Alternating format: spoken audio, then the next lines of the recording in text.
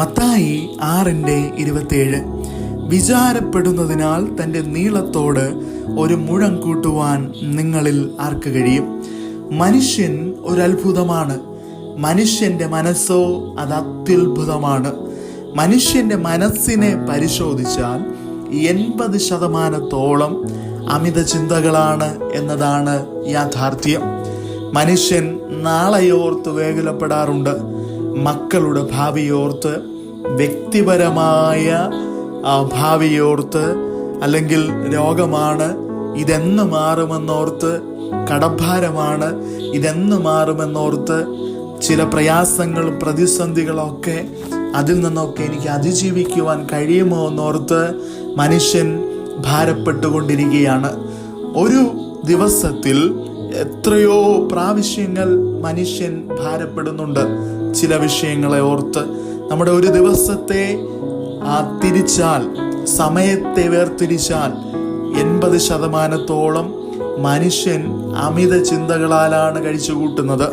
എങ്കിൽ വചനം പറയുകയാണ്, വിചാരപ്പെടുന്നതിൽ ഒരു മുഴം കൂട്ടുവാനോ കുറയ്ക്കുവാനോ നിങ്ങൾക്ക് കഴിയുന്നുണ്ടോ? വിചാരപ്പെടുന്നതിൽ തൻ്റെ നീളത്തോടൊരു മുഴം കൂട്ടുവാനോ കുറയ്ക്കുവാനോ കഴിയുന്നുണ്ടോ? ലളിതമായി പറഞ്ഞാൽ, നിങ്ങൾ നാളെയോർത്ത്, നിങ്ങളുടെ ജീവിതത്തെ ഓർത്ത്, നിങ്ങളുടെ മക്കളെ ഓർത്ത്, അല്ലെങ്കിൽ കടഭാരത്തെ ഓർത്ത്, ഭാരപ്രയാസത്തെ ഓർത്ത് വിചാരപ്പെട്ടിട്ട് നിങ്ങൾക്ക് എന്തെങ്കിലും നേടുവാൻ സാധിച്ചോ? നിങ്ങൾ വിചാരപ്പെട്ടിട്ട്, ചിന്തിച്ചിട്ട്, അമിതമായി ആലോചിച്ചിട്ട് നിങ്ങൾക്കതെന്തെങ്കിലും അതിൽ കുറവ് വരുത്തുവാൻ കഴിഞ്ഞിട്ടുണ്ടോ? ചിന്തിക്കേണ്ട ഒരു കാര്യമാണ്. എങ്കിൽ ഈ വചനത്തിനോടൊപ്പം ഇങ്ങനെയും കൂടെ ഞാൻ ചേർക്കുകയാണ്, നിങ്ങൾ വിചാരപ്പെടുന്ന സകല വിഷയങ്ങളും കർത്താവിൻ്റെ കരത്തിലേക്ക് ഏൽപ്പിക്കുക. നിന്റെ ഭാവി കർത്താവിൻ്റെ കരത്തിൽ സുരക്ഷിതമാണ്.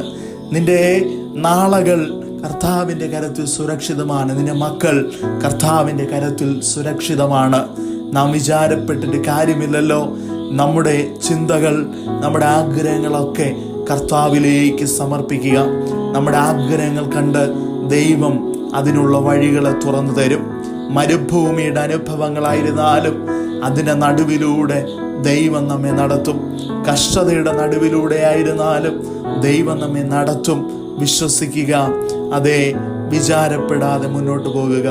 ദൈവം നിങ്ങളെ അനുഗ്രഹിക്കട്ടെ.